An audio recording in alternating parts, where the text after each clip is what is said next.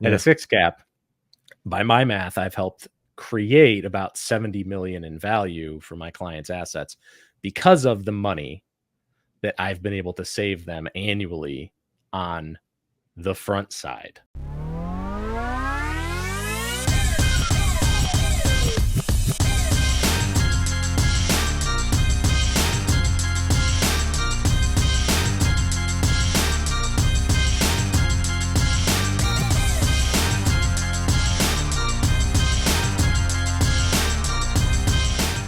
All right, welcome back to the More Doors podcast. We're excited for today's guest, Andy McQuade. Before we get into his bio and what he does and what he offers, a lot of great stuff. The call that we did yesterday with him, I mean, that felt like a podcast show in itself. It really was. Yeah, absolutely. I was like, man, we should have just recorded that one.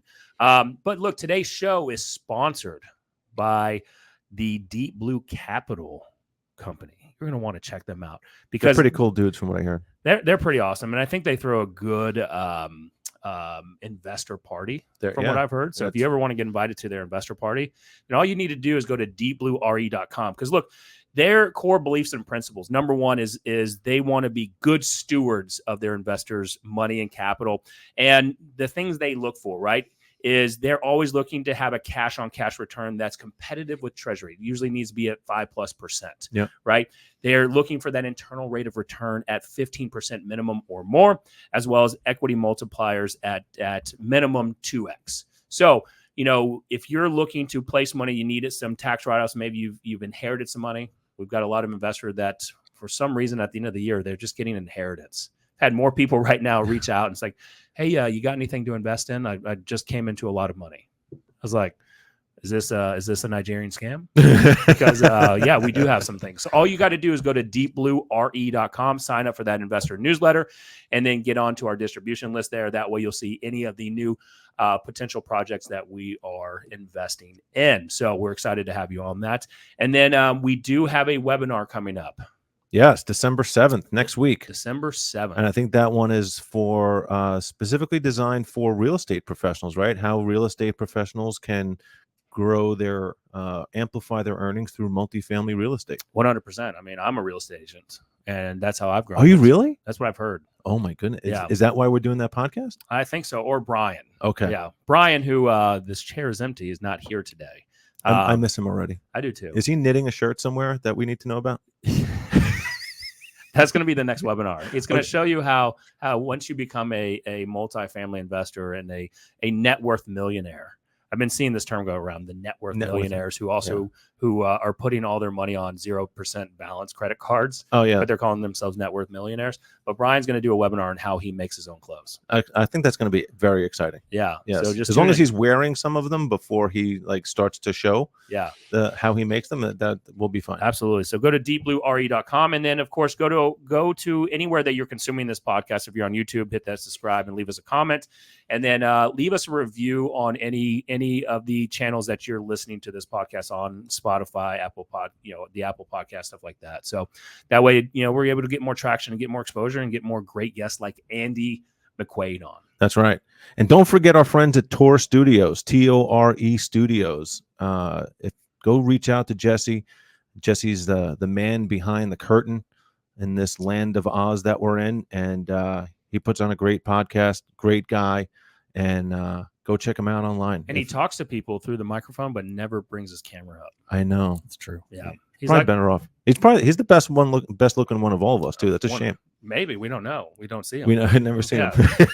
he's like the neighbor from what's that show? Home Improvement. Home Improvement. Yeah. He's the guy behind the fence. Yeah. That's Jesse. Wow. So I don't believe he's just said Home Improvement, man. I haven't thought about that show in 25 years. That's part of the More Doors podcast. We're always improving. We're always in value add properties. I mean, we need to do that. Tim the Toolman Taylor. Love it. Yeah. So, all right, let's bring Andy McQuade on. So Andy left his job in 2019, his W-2 job. He was a director of sales at a high-end building materials and manufacturer company to launch his own business, right? So 2019, things are going great, seems like.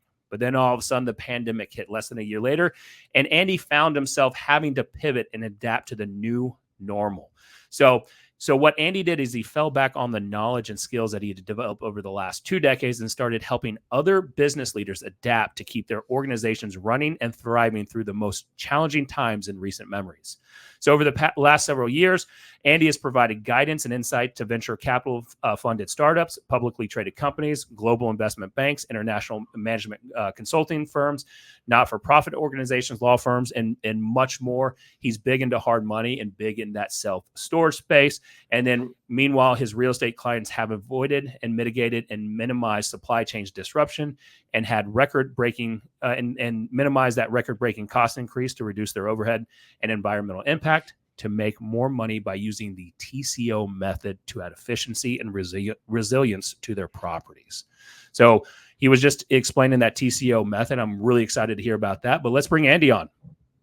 Hey guys, thank you so much for having me on. I appreciate it. Absolutely. And I might have to hire you as a copywriter because I think you just took everything that was on my website and made it way better than I wrote it. So I appreciate that. That's good. Yeah, and it was just off the cuff. Off the cuff. Off the cuff. It was beautiful. Yeah. You had it in first person on there, so I had to make sure to change it up a little bit. If not, I'm going to hit with that trademark lawsuit because I would make it seem like I'm the one who's doing all this. No. Anyway. Well, thanks for joining us, Andy. Yeah, give us the, other than that awesome bio, right? I want to give us the 60-second version of who Andy really is. If we're just having a beer, tell us who you are. Let's see. I am a car guy. I like doing all sorts of outdoor stuff, camping, hiking, fishing, the whole 9 yards. I have a 10-year-old son, German Shepherd, a couple of cats. I live in the sticks, about a half hour outside of Rochester. Got a snowmobile, the whole 9 yards. And maybe this year we'll actually be able to use it, but I'm not holding my breath because I'll probably be dead. Whoa. As for the don't die, Andy, please. Yeah. Well, it'll be a while. Like I can hold my breath for a pretty long time. So was there no snow in upstate New York last year? No, we got it for maybe a week out of the entire season. If we wanted to ride, it was like you have to trailer up to Maine. Like, I'm not doing that. It's not happening. So yeah, I'm sorry to hear that. How far are you away from Livingston Manor? That's in the Catskills. So where's that from y'all? I don't even know where it is so far. Okay. Probably pretty far. Yeah, I'm like 6 hours from New York City. So that's pretty way up there. Yeah, a lot further up. Yeah. My brother-in-law lives in the Catskills. Oh, nice. Yeah, it's a beautiful area. There's not a lot of industry, not a lot of jobs, but it is gorgeous. Yeah, I mean, you just live in the woods. You don't need to work when you're living in the Catskills. You're inherently a pot wealthy. of chili and an axe. No, you're just and all a those couple of final shirts, and you make it happen. All the city folk during COVID moved to there, so they just don't. They're just the city folk. All that city folk. Yeah, I know all about the city. Nice. All right, so Andy, you're a family guy, car guy, animals, a kid, a snowmobile. Give us a little bit idea around your journey, right? So you had a 20-year career in construction and construction materials, right? Working at some of the big box construction stores. Yeah, so I spent about 11 years at 84 Lumber, which is a big privately held lumber yard. It's been around since the 50s. I ran my own store. I did outside sales. I started as a forklift driver when I was 17. I couldn't even legally drive it. They had me driving a forklift. It was awesome, right? I mean, that was way back in the 90s. But that's how I kind of cut my teeth and started learning a little bit about construction and real estate and dealing with like developers and builders and remodelers and stuff like that on the supply side. And then after I did all this stuff for them, I actually got headhunted by the Big Orange Box, right, by the Home Depot in 2007 as part of their turnaround plan. And I came in as a district manager. I was like 28 years old. I was a district manager at 28, running 7 pro desks. And then, like all big corporate things, you do a good job and then they reward you with more work and the same pay. So I got 2 more stores a couple of years after that. Good for you. And then about 5 years after that, I got 9 more stores. So I had 18 stores across 2 different districts. I had, if I was to drive from tip to tip, it was 5.5 hours from the 2 furthest corners of the store and of where the districts were located. So, and I tried never to do that drive, but I did do it once and it sucked. It was as bad as it sounded. Because I went from Podunk, Western New York to Podunk, like almost to Canada in one day. So that was perfect. But overall, during that time, that's really when I got into multifamily because Home Depot really, like, when I took the job, I was like, oh, this is great. They're going to focus on pro and construction and builders and all that stuff. Yeah, no, they can't. Nope. No new construction, no home builders, no tracks, none of that stuff. That's just not what they were set up for. So after banging my head into a wall for a while, I started to focus on things that we could do. And that led me into property management, multifamily, building relationships there. And because I had so many stores, I started really focusing in on that multifamily thing, and really started what ended up becoming the TCO method now started then. So I would go in and say, hey, listen, I've got this awesome flooring, LVT, right? 2012, 2011, brand new product. Why are you still using sheet vinyl? It rips, it does this, it does that, blah, blah, blah. You should switch to this. Oh yeah, okay, let's switch to that, because you're not going to tear holes in it. It lasts longer and it holds up the pets better and blah, blah. I mean, this stuff in 2010, 2011 was garbage, but it was better than sheet vinyl, right? So that was kind of how I started building that rapport. And by 2015, I had the largest multifamily property management portfolio at the Home Depot in the country, period. Wow. And it was only like 35, 40 customers. My largest customer at that time was spending about 3 million. By the time I left the company in 2018, they were doing almost 7. They were doing a little over 6. About half of that was just in appliances. No kidding. But they were a family office doing turns and rehabs, value add stuff going in. Nothing new, no rocket science involved, no secrets, just doing the business the right way, that they had been doing it for 40 something years. And they when I was working with them, they went from like 3,000 doors to over 8,000. I think they're at 15,000 now. Wow. In like 8 different states. So yeah, they're doing it right. Clearly. Yeah. But they taught me, like literally, like these customers that I worked with that were spending $1 million plus with me, they taught me the business and what mattered. And I just borrowed stuff from here, there, and everywhere and put it together into my consulting thing. So nice. So what, like when you said that they taught you, now what you build a living around, what were some of those principles that they used and kind of passed on to you? So a lot of it came down to not lighting money on fire, right? Because one of the biggest headaches that I always had in my job as a sales guy dealing with the Home Depot. I mean, anybody who's ever shopped at Home Depot, there's 2 types of people. There's people who shop at Home Depot and love Home Depot, and there's people who shop at Home Depot and hate Home Depot. And you get both in every company. The bigger the company, the more people who are gonna hate on you. So I really started avoiding the stuff that we were bad at, not just because I wanted to build a relationship with the customer, because I didn't want the headache calls. I didn't want to deal with the crap. So they taught me a lot about the things that I would have issues with, or that they would have issues with, that would then become my problem. So I started learning about how to avoid crappy products and avoid callbacks and avoid service calls and avoid having to get on a plane to look at something stupid, that I was just there a week ago and now I got to go back to Virginia to look at this big, huge nightmare issue that wasn't even our fault. But anyway, long story. Them teaching me really partially through my interactions on that side of it, right? Working with the field, working with the VPs of construction, working with the asset managers, working with all these different hands in the cookie jar. But at the C-level, it was like, here's our priority, because C-level doesn't talk to the field the same way that C-level doesn't talk to salespeople the same way they talk to the field. Like for me, it was, let me fix your problems. Let me save you time. Let me do this. Let me do that. I'm going to make your job easier. You're going to get into this apartment complex and you're going to start turning these units, and I'm going to have everything on a pallet.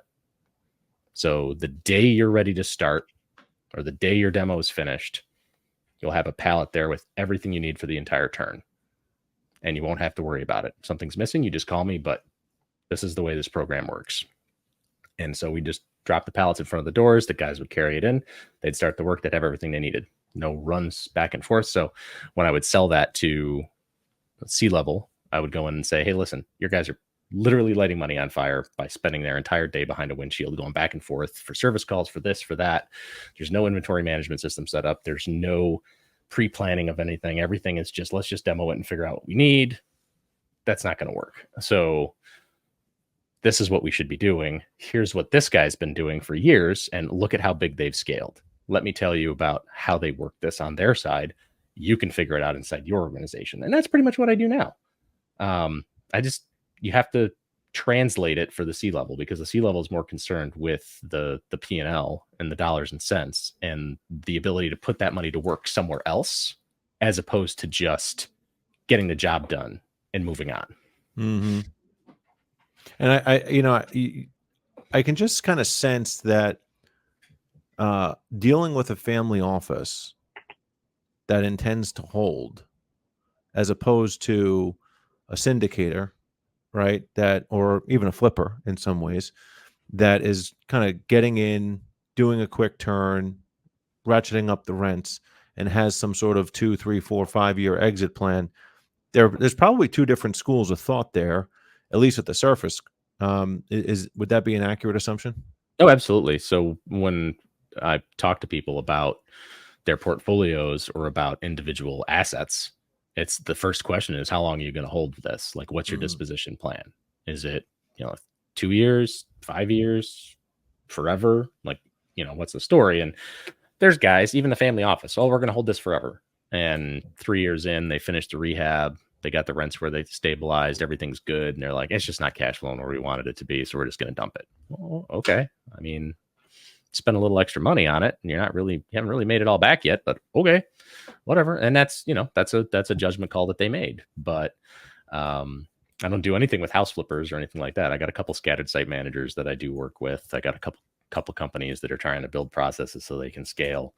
But most of it is the bigger buy and hold commercial multifamily that's looking to do a value add, or maybe not. Maybe they're just going to buy it and cash flow it and looking to do some long-term planning to stabilize CapEx or whatever. It just depends on kind of what their business plan is. And it's, family office definitely loves that whole return of capital. They like that insulation. And so they play a little bit like more conservatively than some do. But everybody was, honestly, the last 3 years, everybody was just like, take advantage of it while it's hot, do it, hit it, and just hammer it out as fast as possible. So a lot of the big guys that were already ready to scale or already had scaled and had the processes in place just exploded. And gotcha. I think we're seeing that now. Like you look at some of these huge REITs and family office operations and even some of the private ones, and they're just off the hook with expansion, buying up other companies and just pulling them into the fold. And, we'll see where the chips fall over the next 18 months. Nice. So question for you, Andy. We've had a number of guests on the show that have used real estate to exit their W-2, right? And I think you've had an incredible journey since doing that, and we're going to get into that in a second. But, you were in the construction materials business for 21, 22 years, right? And then all of a sudden you decide to go off and do your own thing. So how did you know that it was time to do that? What signs, what KPIs, what beliefs, mindsets and stuff did you have in order to know that it was time to flip that switch and go, be Andy McQuade, the business, instead of Andy McQuade, the employee? So I'm the ADHD guy. So in case you didn't notice, I think we all are, actually. I bounce around a little bit. So, but I was undiagnosed until my son was diagnosed with it. So that sort of opened some my eyes, but not until after I left my W-2. So let's get to that story. I was running a sales org for a building products manufacturer, director of sales, right? Reporting directly to the CEO of the company, doing all sorts of crazy projects like Facebook and Amazon and Harvard and just you name it, Microsoft, whatever, just putting stuff in their offices, expensive stuff, right? Like flooring, $14 to $27 a square foot for flooring. Wow. So high end, like Nick's high house. dollar, high ticket sales. Right. Yeah. I gotta send me pictures. I want to see it now. But the customers that I used to work with, I still talk to because there's basically no crossover between a large multifamily operation and a $20 a square foot reclaimed wood flooring company. That's just not, like, you're not going to put that into anything but super high end AAA luxury stuff. It's just not happening. So they would call me and just ask me questions, and that went on for months after I left. And I got a call in February of 2019 from a guy at a large, at the time it was privately held, commercial multifamily operator that I had worked with. And he's like, "Hey, Andy, you want to go to coffee? I just got promoted or took this lateral over, and now I'm the VP of procurement and risk management, and I just want to pick your brain." Okay. We go to coffee. And 3.5 hours later, coffee was running into lunchtime now. And, his question was, well, if you were me and you were coming in, you know everything we do and what we buy and how we buy it and why we buy it. And I've got these contracts in New Jersey and I've got this going on and that going on. What would you do if you were me? Where would you start? Okay. So we did that. And he's like, you should just do this full time. Like, really? That's a good idea. So a couple days of thinking on that, I was like, am I really happy selling building materials and running the sales team? No, not really. Maybe I'll do this. And, it's that shiny object syndrome, right? Like, oh, I'll try something different. Looked at the finances. I'm making more than enough money. Let's just do it. So I had, 6 months, a year's worth of savings locked up in a bank account. I'm like, why not? Let's go. So a couple weeks after that meeting, I filed for my LLC. A couple weeks after that, I had my insurance in force, and I think, let's see, that was probably the middle of March. And then come April 30th, the boss had flown in from the West Coast. We had an office in Portland. And I was like, okay, well, my 1-year anniversary is on the 14th of May. So I'm just going to put in my 2 weeks today. It's April 30th. He's like, you can just leave. Like, perfect. Here's my keys, my credit card. Here's my iPhone. See ya. And that was that. The rest is kind of history. I started because I had a client that I worked with for years that was like, you should just do this full time. And I kind of like it. I missed it. Right. Like, it's a different thing when you're not in the field and you're not trying to help people solve problems. You're just trying to push a product. It's a different beast. Like, I like solving the problem. And what problem does reclaimed wood solve for the end user, unless they're trying to hit some sort of ESG or green target? Like, Sure. It's not where my brain works. I don't function that way. So this is a much better fit. Nice. So you leave, right? So you put your 2-week notice in, and your boss gave you a 1-day notice, right? Yep. So said, all right, it's time to go. Was there any freak out moment during that period, right? Because, you're the first person on the show, on the More Doors show, that is not in the syndication or operator space, right? So, and I want to go into what your investment holdings are here at second, but so you put your notice in, you got 6 to 12 months savings, but was there anything when that reality hit, you're like, oh shit, is this the right move? Again, the ADHD thing kicked in. So for me, not really. I've always just been kind of I made a decision. F it, let's go, and we'll make it work one way or the other. So I know a lot of people are like, what? But my wife works a W-2. She makes decent money. Like, 2 incomes is great. I live in a 1,600 square foot ranch in upstate New York. My mortgage is $500 a month. My taxes are $700 a month, but my mortgage is $500 a month. I'm probably okay, right? So we just did it. Like, we've always kind of lived conservatively, and I've been doing stuff with real estate and real estate investors groups and the local home builders association and stuff like that. So I knew I had resources. I knew I had contacts.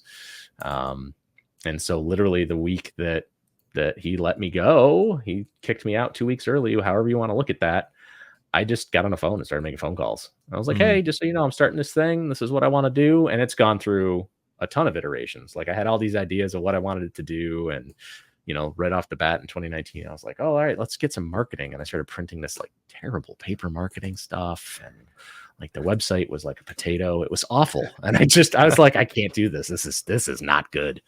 In hindsight, like, then I was like, this is awesome. I'm an entrepreneur. No, dude, no, you're a solopreneur and you don't want employees. So let's just keep doing this. Nice. So you went through that and then, because that was 2019, right? So then you went through that, and then all of a sudden COVID hits. And then all of a sudden COVID hits. And so I had to give a $40,000 check back to a company in Chicago. And that was fun. Yeah. Why? I was supposed to be on a plane in 3 days, and they turned all the planes off. Oh, and okay. I was supposed to walk units and do due diligence and go through all this other crazy stuff. And that didn't happen. And yeah, so here we are. No. So I just had to pivot. I'm like, okay, so I just gave back 40 grand. What the hell am I going to do now? Not having a, this contract is not cancelable, but could be postponed for a future date in my contract. That's in there now, by the way. I do have that in there. Thank you, COVID. Just in case. Just in case. Learned my lesson. Learned about the whole just having everything right for your contract. I spent $2,500 getting my contract drawn up after that. So it's 14 pages long. Wow. New York is just a pain in the butt. But anyway, the main thing I did is I just started getting my name out there. So I started looking for, like, I do these things. Like, I've got 20 years of background in building materials. What can I do with that? So I found some expert networks. Actually, a guy that used to run a local kitchen cabinet shop was on an expert network doing something. I don't know what exactly. I'm like, what the hell is that? And I just looked it up, and on LinkedIn, I went to the website. I'm like, oh, that sounds cool. I could probably do that, right? So, a month later, I was on like 24 different expert networks because they thought that my background qualified me to give advice to people. What I didn't know is that these expert networks have big companies that call them that wanted to get advice from people in the field without having a direct relationship with them, except for an hour or two here or there. So, like, my first consulting call I took with these people, I don't remember which one it was, but it was one of the big three. So, right, there's Bain, McKinsey, and Boston Consulting Group. It was with MBA grads that knew nothing about building materials, asking me questions about the industry, trying to figure out something ridiculous that wouldn't work. And I was like, no, guy, this is not how this industry works. Like, you can't. They're like, well, we think that a direct to consumer model is going to go really well. Like, how are you going to direct to consumer 2x4s from a sawmill in Canada? Like, how is that going to make any sense to anybody? What is wrong with you? But they have, like, literally, all these huge firms are full of these MBA grads with zero practical field experience, know nothing about the projects they're working on or the industries they're getting into. And there's a market. Right now, I make $400, $500 an hour, a few hours a month. It's beer money, but okay, sure, I'll do it.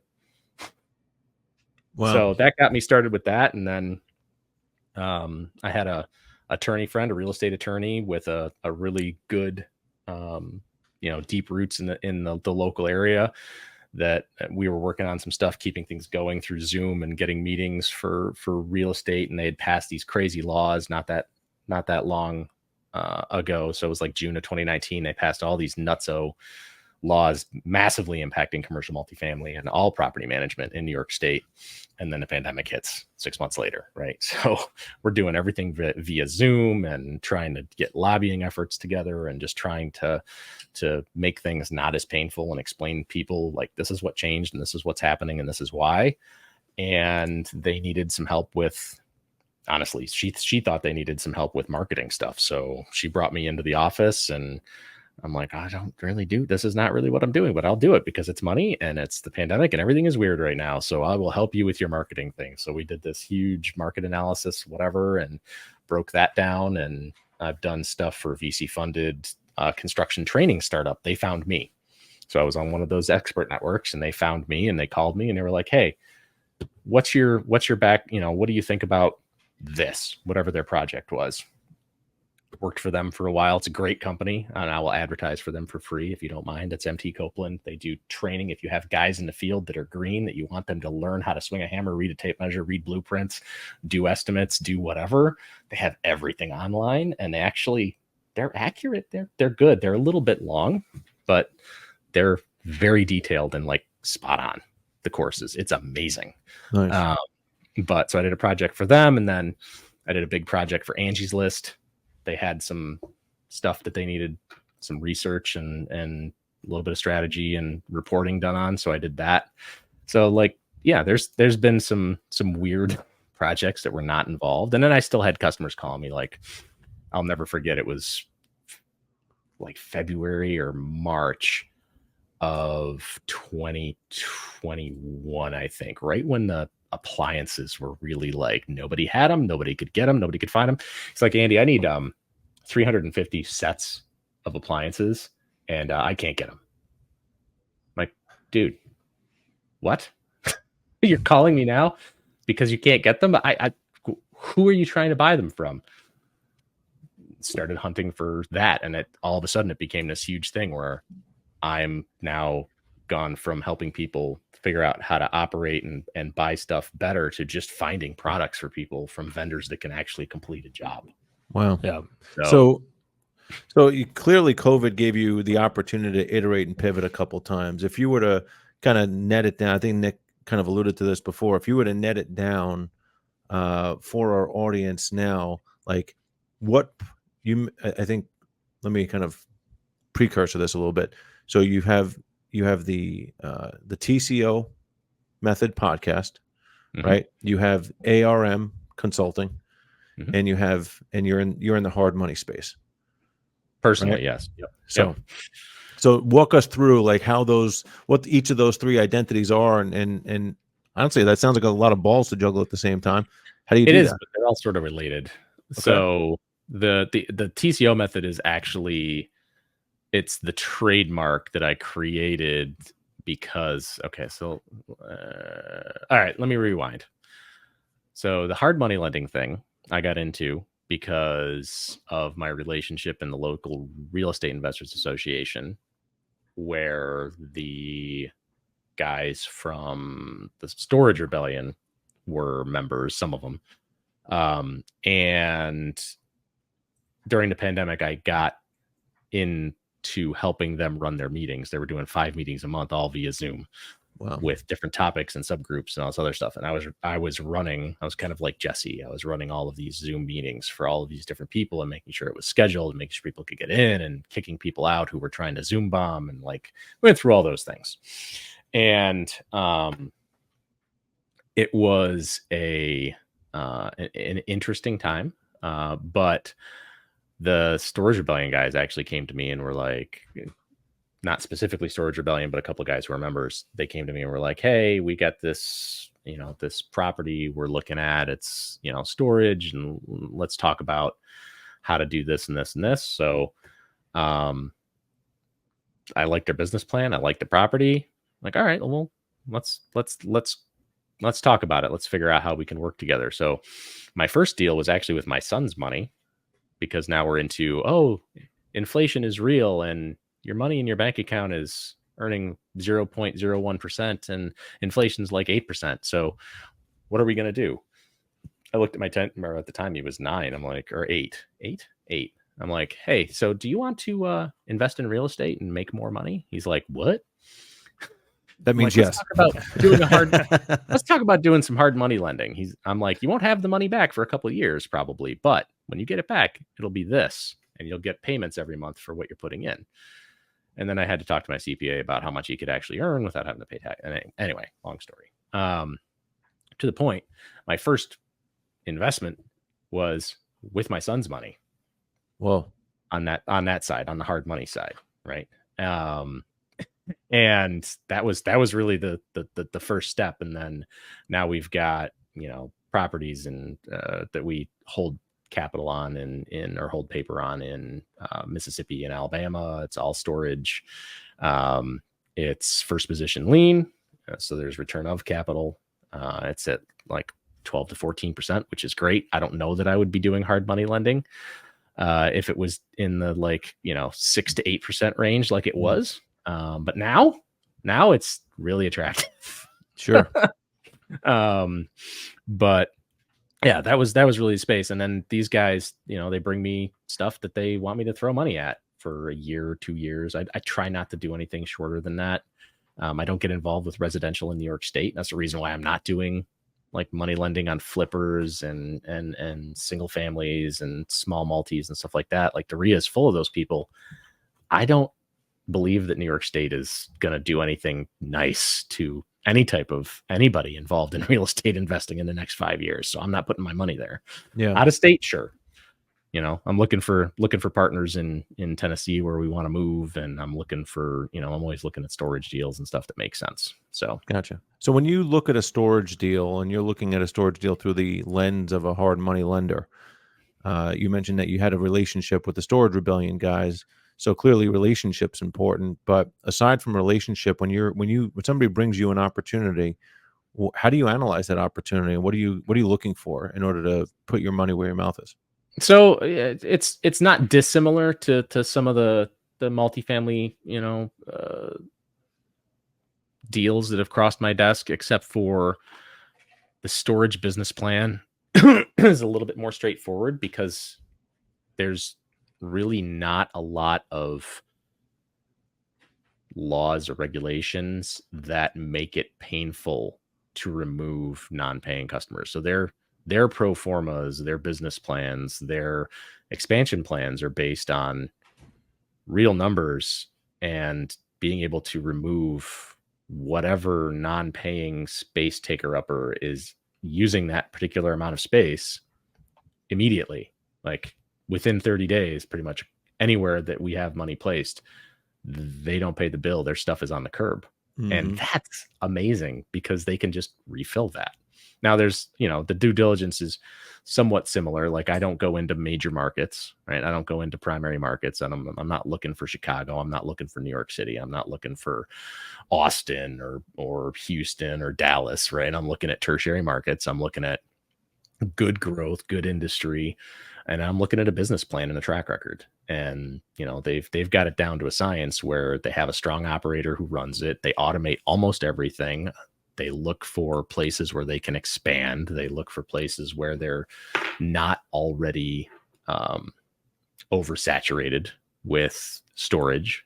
And just overall, it's easier to make the business plan numbers actually work because there's no human element on the other side that's looking to screw you out of thousands of dollars a month. That's the reality of it, unfortunately. I mean, that's how I look at it, but the business plan that can actually be executed as opposed to a business plan that's sort of like a pipe dream, I'll take the one that can be executed any day. Sure. I think I just saw a quote on this from Charlie Munger yesterday, but I'm going to butcher it, so I'll skip it. Question for you, and I don't. Thanks for bringing that up, by the way. Oh, thank you. Yeah, no problem. It's my smartest thing I say all day. See, my thought process specifically with storage sounds like the polar opposite of yours, and I want you to help talk me off the ledge. So we've talked about diversifying, and Nick's got some storage in his portfolio, and I'd like to get some of mine. And when I think specifically about Alabama and Mississippi, like I'm trepidatious about multifamily there, let alone storage, right? Because of economic drivers and population growth and all that sort of thing. You said you prefer those markets over Houston, Austin, Dallas, Chicago, New York, etc. Why? And why am I looking at this ass backwards? So some of it comes down to the track record of the guys that I invest with, right? They focus on those, and they're very good at identifying the opportunities in those spaces, and they're very good at making those properties cash flow like crazy. The other thing is that it offers a lot of opportunity for some interesting deal structures with some of these owner operators that are boomers getting ready to retire, operating it poorly.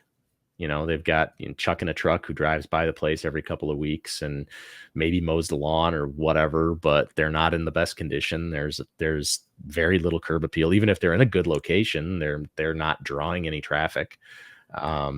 The reality is that long-term ownership breeds complacency because you're not looking to innovate. You're not looking for the next best thing. They bought it to give them a little extra cash, so they could make ends meet, or so they could put it in their retirement, or so they could take an extra vacation every year. These were not purchases most of the time by somebody looking to build an empire, right? And it's a different breed that's out there now hunting these down. And so the tertiary markets are great if you know how to analyze that deal and look at the numbers. You're still going to look at crime rates. You're still going to look at, construction of single family homes. You're still going to look at population inflow or outflow. You're still going to look at taxes, all the law crap that, if you're in a blue state, what are they going to do to screw me out of my money if I'm in Chicago or New York? Like, what's next? I know what's going to be next in New York, and it scares the crap out of me, but I don't rent anything here, so it's fine. I feel bad for everybody that I do business with. But all of the things should be in the business plan for the guys that are doing it. Like, I'm not hunting these things down, right? They have a team that cold calls and does all of the footwork to find these properties, and then they call them, for sometimes years, 2-3 years of calls to the same people. Okay, I'm ready to sell. We heard that a couple times just recently. The property we closed on in Alabama was one of those where they worked on it for like a year, and after monthly calls, the guy was like, all right, we'll sell. Nice. What are you seeing? So what's the average hard money loan amount on those types of deals? Because I'm assuming, are these large purchase prices, since they're it depends. secondary markets? They're all over the place. So we've done stuff as small as like 80-90 grand, and we've done stuff as big as 600,000 on the purchase side. I usually don't go in for the full amount. Usually we partner with other lenders, other people doing hard money into the deal. We lend through our IRA. Me and my wife, we lend through, cash assets, whatever. But the structure is pretty, it's really pretty flexible. If you're first position lien, you can really structure that mortgage however you want. Like I've got one where we were going to do simple interest, 12% and just annual payment. No big deal. Like, pay us once a year, and in 2 years we're out.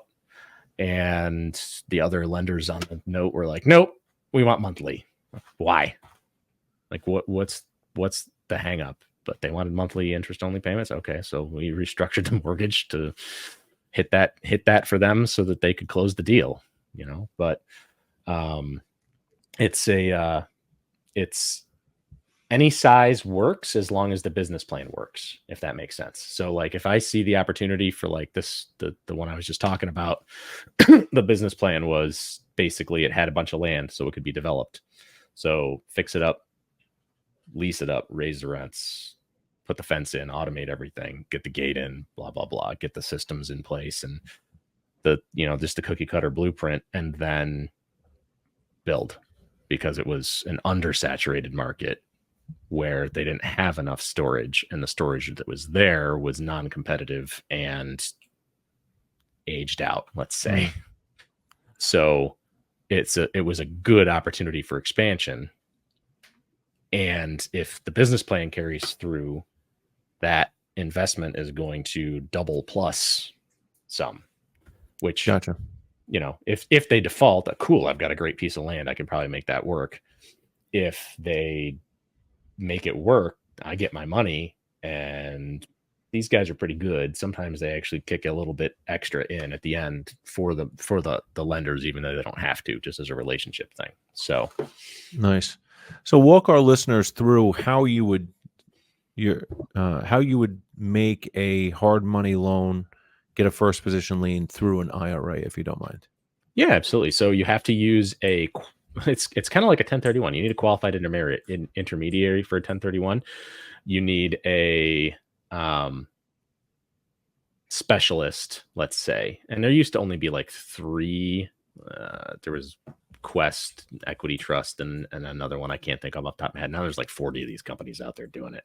But you just take a self-directed IRA, or any type of self-directed tax advantage savings, right? You can do it with a self-directed HSA. You can do it with a college savings plan. You can invest money, and you can cross them over from multiple different buckets. So if you have, like, we use Equity Trust, we've got a Roth, a self-directed IRA, an HSA, college savings, and you can actually pool the money between them and use that to lend. Oh yeah. But you need to work with a bank. Basically, they're an investment manager, essentially, but you need to work with one that specializes in that. So you make a bunch of phone calls.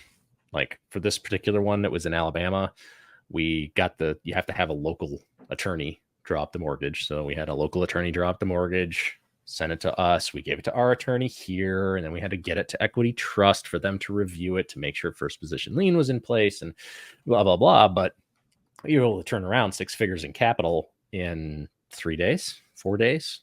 Once we got the attorney in Alabama to actually get us the contract, get us a copy of the mortgage. And there was no like back and forth. There was no issues. There was no fighting, nothing like that. And actually the guys, the storage rebellion guys, paid the bill for the lawyers and all the other stuff for the mortgage. We didn't have to do that. They did that. Nice. So yeah. So for us, it was super painless, other than just reviewing the business plan and making sure we were ready to stick, a bunch of money in there. We only drew it out of one account for this one, but you can pool it. And it's just about finding that right business partner to help you get it established and done. And you can roll over, right? You can take money from a 401k to an employer and you can roll it into a self-directed IRA. If you're in a state where they're not going to ding you state income tax, you can take it and you can roll it into a Roth, which is an after-tax IRA, but you can do a backdoor conversion. You don't pay the penalty, you pay the income taxes on it. And so, Roths are terrible. You can only put $6,600 a year in. Yeah, you can put $6,600 a year unless you've got 40 grand sitting there in a traditional IRA, and then you can roll that over, backdoor it, pay the income tax, and then you're taxing the seed and not taxing the crop. So you got to have, I think you got to have both. There are people out there who are like, I don't care. I'll do the tax advantage stuff and I'll just wait. I'll do all the pre-tax funds. Well, that's great, but then you're paying income tax on it. What if I want to spend 100 grand on a really nice car when I'm 67 years old, right? Am I going to pay 100 grand in income tax to buy a car? No, really? Do it with the Roth. Sir, you've already paid the tax on it. You owe nothing. Take the money out after your whatever year it is when you retire, because it changes for everybody apparently now. Yeah. And you don't pay an income tax. So if you're making these investments in a self-directed IRA, right? And let's just say, round numbers, you're putting $100,000 into a deal, you're getting a 12% rate of return. Yep. So over 2 years, you earn $24,000 in interest, right? Yep. It doesn't sound like you're invested in the upside, so your return is fixed. That $24,000, when you get the return of capital, you get the $124,000 back. Yep. That gain surpasses, it goes right past you back into the IRA, right? So you're basically just building a snowball of retirement funds, just like not necessarily day-to-day groceries. Yep. It's just like when you have stocks in your 401k. It works the same way. Stocks go up, your value goes up. You lose money, like you have a property default and everybody goes bankrupt and you lose your ass, you maybe can sell that property and get a little bit of your capital back. That's why I like the first position. With the stock market, company goes out of business, goes to zero, pulls a WeWork, whatever, you get zero. At least I have an asset that I can fall back on and I can foreclose. I mean, it's not cheap to foreclose, right? Nobody wants to foreclose on stuff, but sure. If it's get a little bit of something or 100% of nothing, I'll take the little bit of something. Nice. Cool. Makes sense. Yeah. Hey, real quick, as we wrap up, Andy, walk us through break us down the TCO method, right? We kind of teased it. You kind of explain it in a nutshell, and then how can people find you and connect with you on that? I appreciate it. So the TCO method stands for total cost of ownership, and it's just a strategy. It's we call it a framework. It's a decision-making framework. It starts at the top of the company, and it's just looking at everything you do, from what you buy and who you work with to your insurance providers to everything else. And you look at every single decision you make for every input coming into your company as what's this going to cost me over time? So if my disposition plan for something is 2 years, what is this going to cost me over the 2 years? Like, you don't have to have an exact number, but the goal is to minimize it, right? So like deferred maintenance is never the right answer because it always costs you more later to make that repair because of further damages that happen from the deferred maintenance. And time value of money. Has money gotten cheaper? Like, can you hire a roofer now for less than you hired him in 2020? I think the answer is pretty clear. No. So that deferred maintenance is now costing you, in that specific example, it's costing you double or triple to do that job, what it would have if you had just fixed it when it became a problem. And you could have, if you didn't have the capital and reserves, you could have borrowed it at 3%. Now where are you? You don't have the capital and reserves, and you're at 8%, and their prices for labor doubled. The prices for materials went up. How is this helping you? Right. And so that's always the brutal example, but that's the reality of it. If you're going to hold this thing for 10 years, 20 years, all the calculations change, but it's about balancing your risk. It's about balancing, what you're required on a compliance standpoint. It's about making sure that your decisions at the top are being executed at the bottom, right? There's a ton of low-hanging fruit, and no company I've ever walked into has everything done right. And that gives me the opportunity to kind of steal the ideas. Like, I didn't invent anything in the TCO method. Nothing I suggest people do hasn't been done successfully elsewhere. Nobody has had the level of access I've had to get into the C-level of, 40, 50, 60 different offices, see how they operate, see their problems, help them fix those problems, and then been able to just cherry pick those pieces and parts that make sense, that can be executed pretty easily, and just hit that low hanging fruit and just fix it and fix it and fix it and just put more money in the bank. And then I do a little bit on the procurement side, right? That's my background, building materials. I know what these companies charge for margins. So like Home Depot, I can walk into a store, look at the price on the shelf, do the math in my head about what I know they require their margin to be on that product. I can know exactly what they pay for every single product in that store to the penny. And then I can go, okay, well, when I was doing this job, I would sell it at this % above cost. This is what you should be paying. And then with what I do now, in addition to that, I have records of what my clients are buying and how much they're paying. And I help them get set up with national account programs and discounts and rebates and all these things that don't get advertised. Like national accounts, Sherwin-Williams, national accounts, Home Depot, national accounts, HD Supply. Because all these vendors love you when you keep all your properties separate under their little LLC bucket, because they can charge you more because your volume is low. When you're an operator and you have 15, 20, 30, 200 properties, 300 properties, all of a sudden being broken up like that and decentralized does not help you. You don't need to centralize everything and put somebody in the office making every purchase, but you should have some sort of account relationship manager in the office who's making those calls as to who your vendors are, where you're buying from, what materials you're allowed to buy and what you're not to buy, to maximize those, the service levels and the rebates and the discounts and all the things that go with it. Which is, I'm going to tell you, massive. I mean, we had a Deep Blue strategy call yesterday, and one of the things that we realized is, as we're underwriting, underwriting these opportunities, is that our cost of CapEx, we're almost pricing ourselves out due to a cost of CapEx being a little bit higher. And we're getting these from one particular vendor, and we start seeing like, all right, these turns in the make readies are much higher than they should be. And a lot of these vendors also don't know how to go get the national accounts. Yeah. So I mean, that to me, that TCO method is going to be impactful for anybody. Yeah, absolutely. So if I'm a new or if I'm a prospect for you, Andy, right, and I have the qualifying number of sites or units for your ideal customer profile, like what type of expectations would you set with me about how you can help me in improving my business? So usually what I do is I help them by sitting down and just going through kind of what their game plan is, where they are and what they want to do. Like, where are you in your business? What are you trying to accomplish? What do you have on the plate right now that's hot? Like, what's keeping you up at night is the question everybody asks in sales, and I hate it. But it does work in a lot of cases for people, but it gets a little cliche. Yeah. But a lot of it comes down to, okay, well, who are you buying from? Do you know how many vendors do you have? Most people have no idea. Okay. And not just labor vendors, like actual materials, products vendors. How many vendors do you have? Do you have specs? Do you have, materials that are specified by you that have to be used in every single unit? Do you have national accounts set up anywhere to get you special pricing? Like, you don't have to buy the materials to get the pricing. There's vendors out there that will do a national account COD account where your subs can go to Sherwin-Williams, get your pricing, your colors, your specs, schedule everything, take care of all that crap themselves, and they get your prices, and it counts towards your rebates, your pricing, your bonuses, your service levels, and all the other stuff, and you don't pay a penny. All you do is create the relationship. Why wouldn't you do that?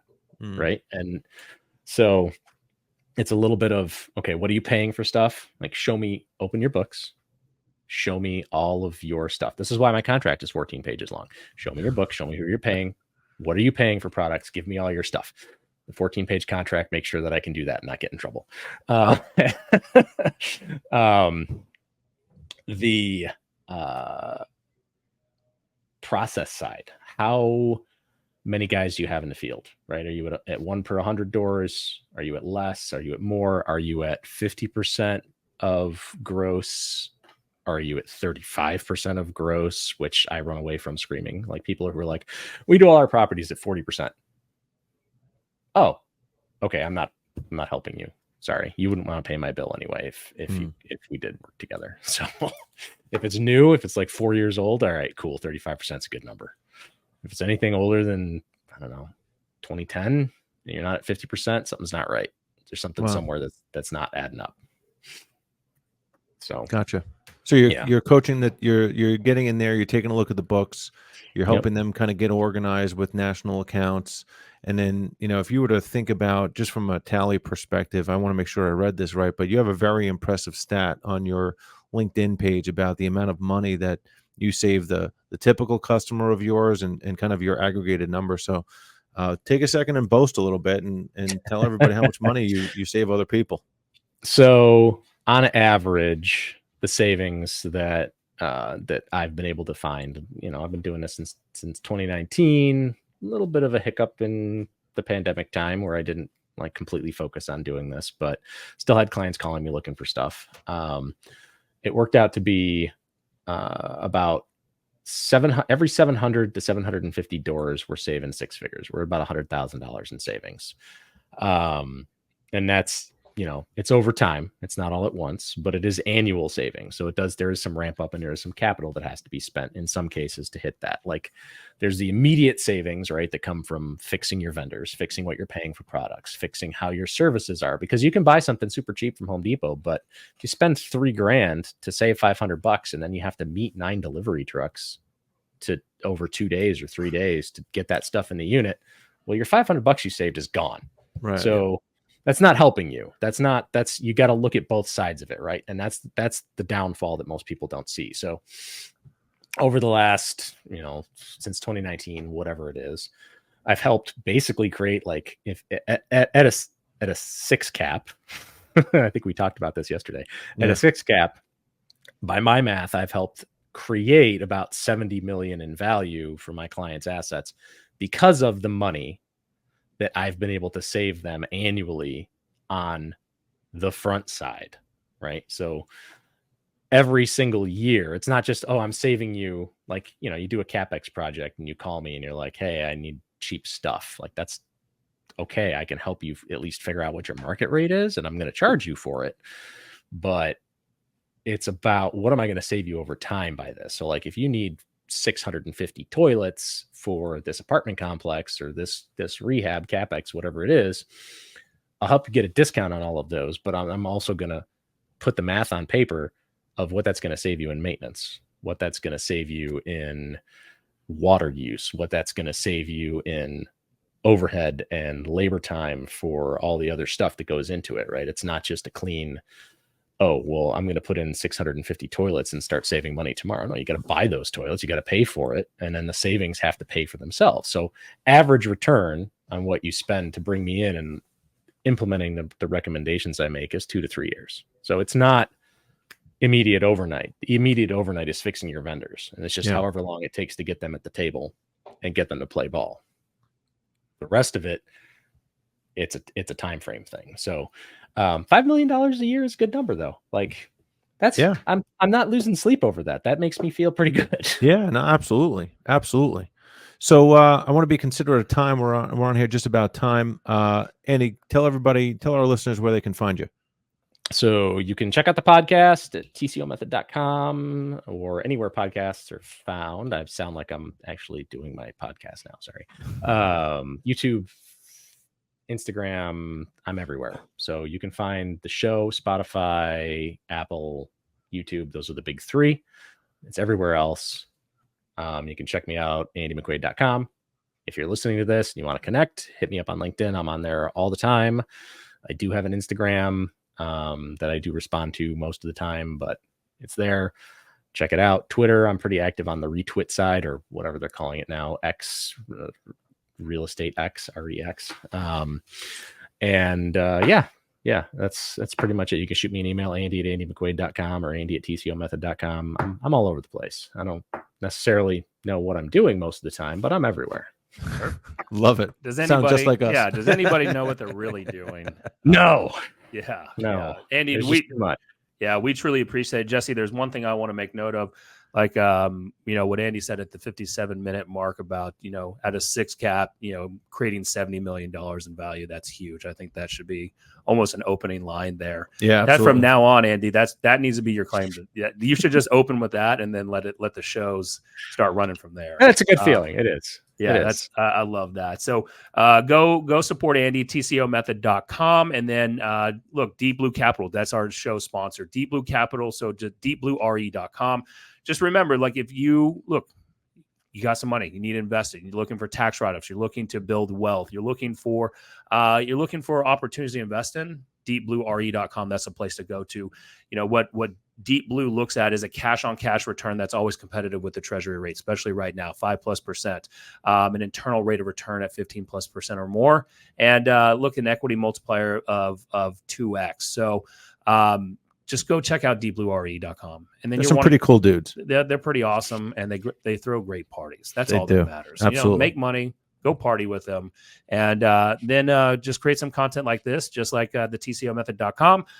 Get with Jesse Showalter over at torstudios.com. And then as you are consuming this, whether it's on Spotify, Apple Podcasts, YouTube, LinkedIn, wherever, smash the subscribe button. Yes, you have to smash it. Break that Smash screen, it. because there's a new iPhone that's come out. So just get a new one on that, and then leave us a review, 5 stars only. If it's less than 5 stars, we don't want Actually, I thought you only read the 1-star reviews. Didn't we talk about I only read 1-star reviews. Okay. But I don't want it on our own show. Good point. What happens Yeah, if I they wanted don't say another anything? Yeah. 1-star. My thing is I love reading 1-star reviews. You're such a masochist. I mean, I want to know about what all the bad things people say, and then I want to go to see if that experience is truly there or not. You're the 1-star review auditor. Man, I should do a 1-star review auditor.com. Tor Studio is going to make the one show auditor, the 1-star auditor. I like it. Love it. All right, guys. Thanks so Andy. much. Appreciate the time, Andy. This was awesome. Good luck on everything that you're doing, my friend. And when you come down to Texas, give us a shout. We'll go grab some good barbecue. Oh, yes. And steak. Yes. Yep. Done. That's we got We got that covered. Promise. All right. Thanks, Nick. Thanks, Jesse. Thank you.